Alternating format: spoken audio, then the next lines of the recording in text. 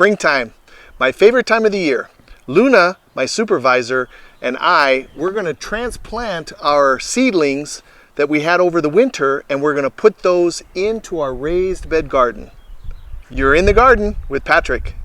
What we're going to do today is we're going to take these plants and we're going to transplant them into our raised garden bed, and I'm going to show you how to do that with some simple techniques, and that way you have very good success for your spring garden. There's some really simple things that we're going to do when we're planting tomatoes, when we're planting our basil. We have a whole bunch of different things that we're going to be planting today. So let's go over what we're going to be transplanting today. So we have 4 different varieties of tomatoes here. We have some cucumbers. We're going to do some lime basil. We have tomatillos. We're going to also plant several varieties of our green chilies, or hatch green chilies. And I'm going to also plant a few of these cantaloupe, paprika peppers. We have, again, bell peppers here, and some spaghetti squash and zucchini. So we have a large variety of vegetables that we're going to be planting, and I'm going to show you exactly how to do that on each one of these plants, because again, they're a little different techniques. I'm going to show you how you can successfully plant these with some fertilizer that will make sure that they're going to survive over the harsh summer. So be sure to subscribe to the channel for some updates. I'm going to put a couple of links below on the things that we're discussing today on making your own compost and other things. So this is my garden space. I have square foot gardening techniques that I'm going to put a link below on how I do that. But this is pretty much the garden area that we're going to be planting everything. You see here, these are the potatoes that we planted. I'll put a link in the description box below on how I planted those. Those are doing really well. And if you remember our fall garden, these are garlic that are kind of coming in, and then we also have our fall garden that's kind of winding down, which is our lettuce and carrots that are going on. I put some broccoli in already, and we have Brussels sprouts in the back. So we're going to fill in all these gaps here with the technique that we were talking about with the square foot gardening, and each plant will get one of these square foots. So before you start planting, what you want to do is put a little blueprint together of what you're going to be planting. I always recommend planting things that you like. So all these varieties of the different vegetables that we have here are stuff that I love and our family likes to eat. So what I did is I put together a little plan of where I'm going to be putting each of my vegetables and how they're going to grow. So some of them are going to be trellised, some of them are going to be going up this little structure here that I made. And if you remember from previous videos, our trellising that we did with our tomatoes. So we're going to show you how we're going to put these in, and you have to sometimes plan ahead, because these vegetables are, you know, going to be growing a lot larger than what you see here when we're transplanting them into the ground. So we're going to start with our California Wonder bell pepper. I planted this from seed, and you can see how large it is now. It's a really healthy plant, and when you plant this, you're going to put some really special things in the hole. Now, I'll put a link in the description box below on how I amended the soil in the fall and also in the spring. So I've already pretty much amended most of my soil, and it has all of the nutrients.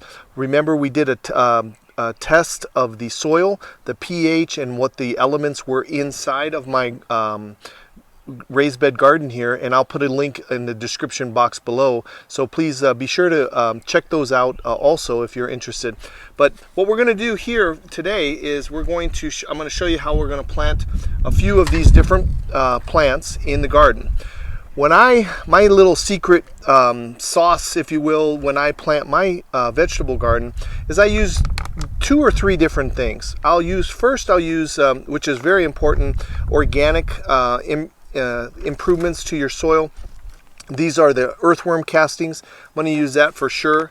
and the bone meal. Now I'll use bone meal depending on what we're planting, but the bone meal, if you see these three numbers, that's the NP and the K, nitrogen, your phosphorus, and then your potassium. The number that's in the middle on this bone meal is 17, so that's a larger number. What the key is for your growth and your fruits is that you want to use something that has a high phosphorus, which is the middle number. So the N, the nitrogen is really for the leafy portion. So like if you're going to plant, say for example, spinach, you want to have a high nitrogen level. If you put a high nitrogen level in your tomato plants, what will happen is they'll have green, lush, big growth, but you won't have very much fruiting going on. So that's where the phosphorus comes in. So I'll show you how I use that in my garden. And then you can buy any kind of granular fertilizer. Again, don't worry about what it says. I'm going to put a link also below in the description box on how I looked at different fertilizers. And again, if you see this one, it's a lot of it is just really specifically just marketing. So it says citrus, okay, citrus and avocado food. So we think, oh well, I can only use this for my citrus foods. Well, this particular bag, the NPK value is let's see, sorry, it's 526. So it's 5 nitrogen, 2 phosphorus, and 6 of the potassium. So that's a good even fertilizer that you can use. So I got this on sale at the end of the season last year, and bulk, and it was a good deal. So you can use any type of fertilizer, pretty much granular. So that's what we're going to put in our garden today. Let me show you what we're going to do here first.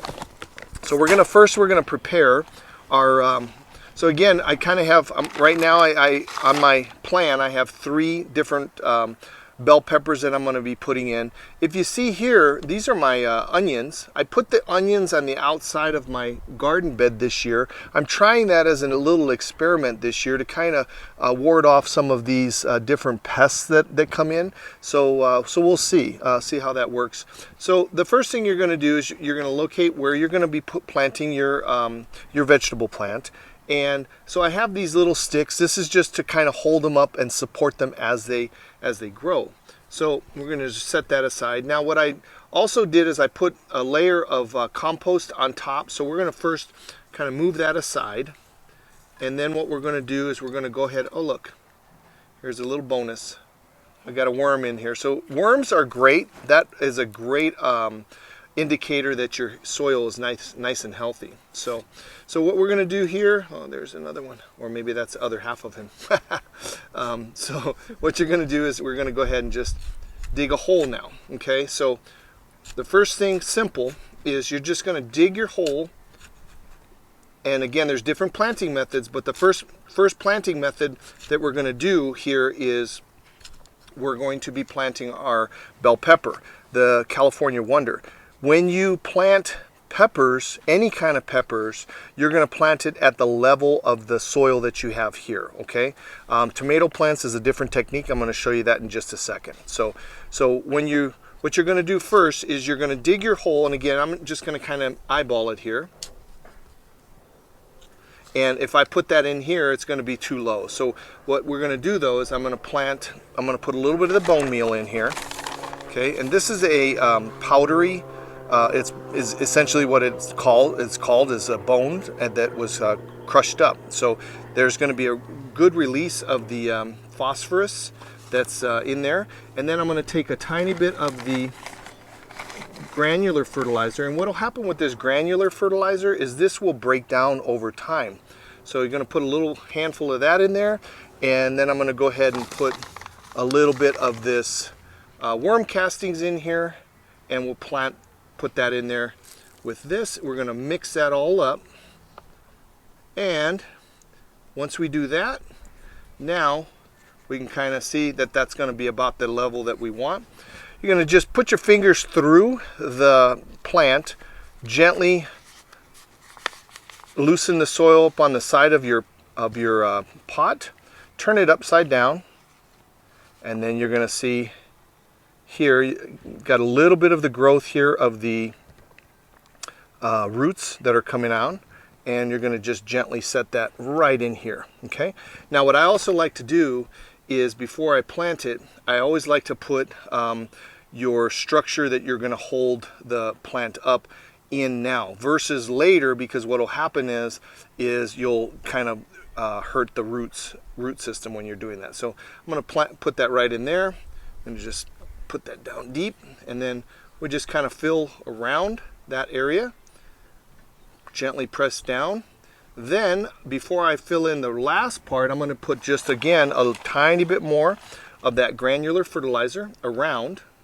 We'll mix that into the soil, and then take a little bit more of that bone meal and kind of put that in there. And then I'm also going to take a tiny bit more of that.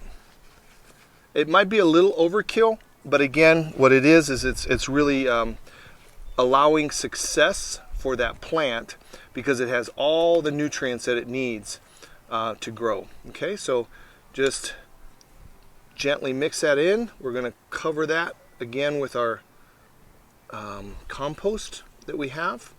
And then from there, what you're going to do is you're going to mulch this.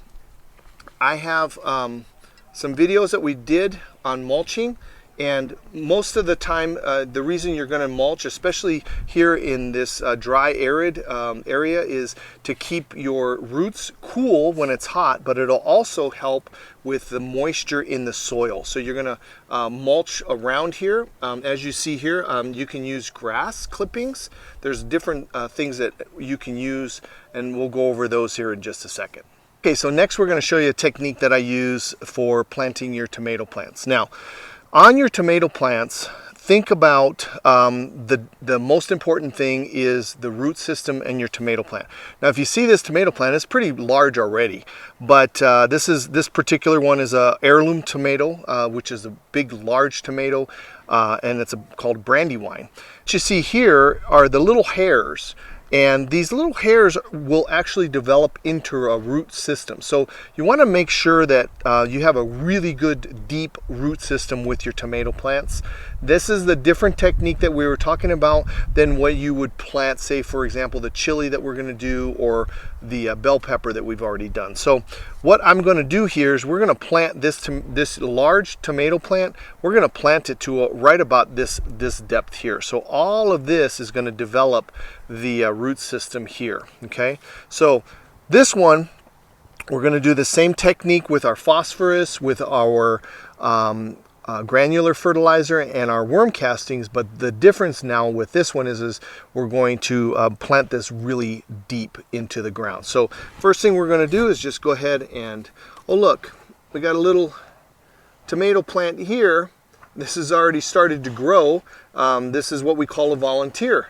Volunteers are just something that starts to sprout from the ground, from a seed that may have fell. So we're gonna let this little guy die, but again, look at him already. He's doing pretty well. So sorry, we're gonna have plenty of that to go around. So first thing we're gonna do, we're gonna dig really deep this hole.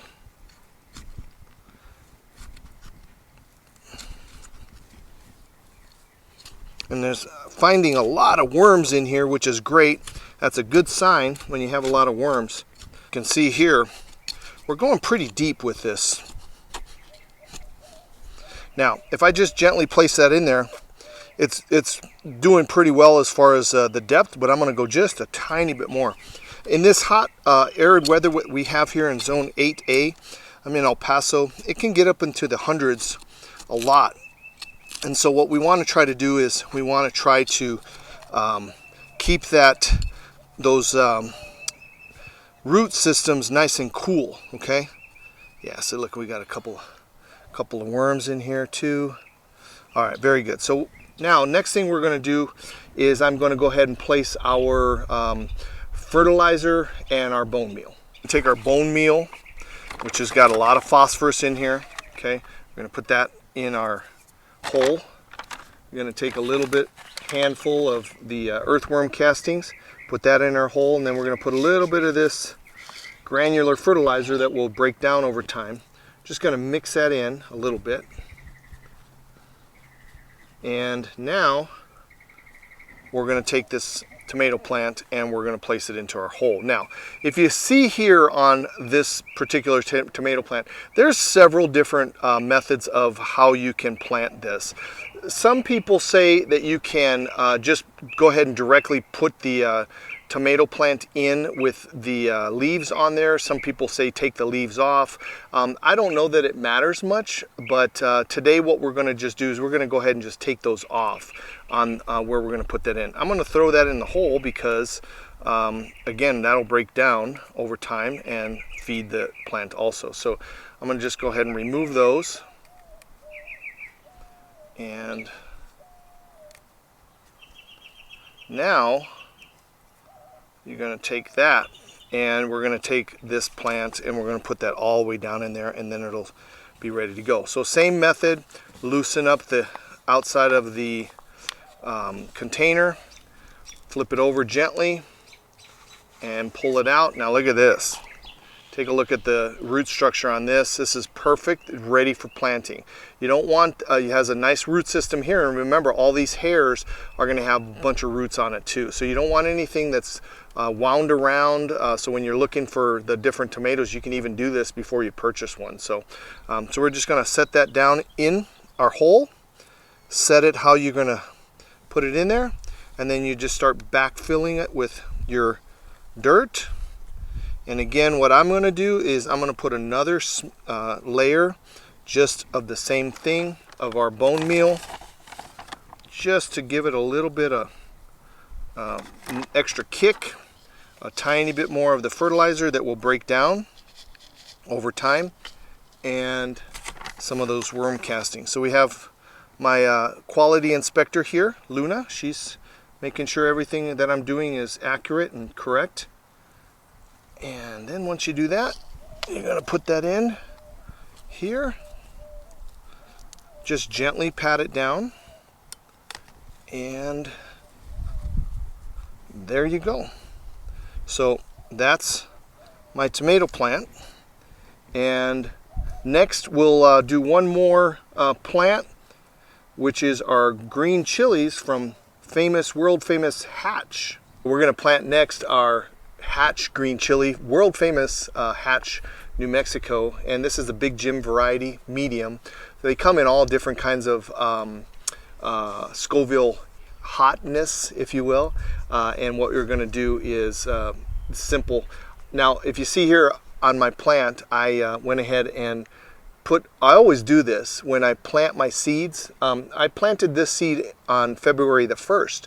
So right now we're April the 6th or so. And so it's been quite a while, and the plant is nice and healthy, and it's quite large. So you want to wait on your tomato plants, your chili plants, your pepper plants. You want to wait until it gets warm out, because they really like the heat. So I just wanted to show you real quick just the amount of perfect with the root system. So they're just kind of barely coming out. So we're going to put that back here just a second, and we're going to go ahead and dig our hole. So first thing I'm going to do is I'm going to just put that first layer of compost that I put on there. And this is my own homemade compost that I did. Again, I'll put a link in the video description below how I make my own compost, and I would really encourage you to start doing that. It's really great for the health of your plants and also for the environment. So same thing on most of our planting. I'm going to dig the hole a little bit larger than I normally do, and once I do that, then here's some food for the birds. Take a look at this.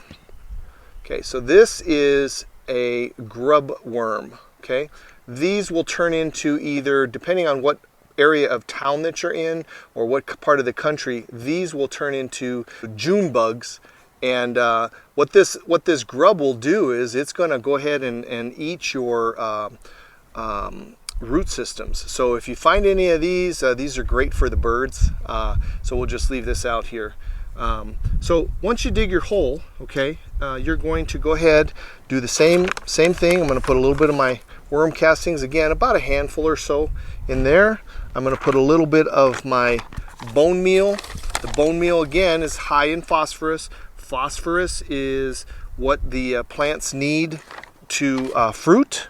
And then I'm going to put a little bit of my granular fertilizer in there, and that will break down in time and feed the plant.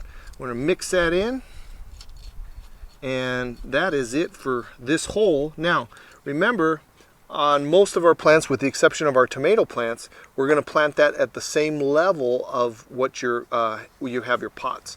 So you're just going to turn that over. I'm going to just place that right into the hole, and I'm going to put a little bit more because it's a little bit, there we go, right on that spot.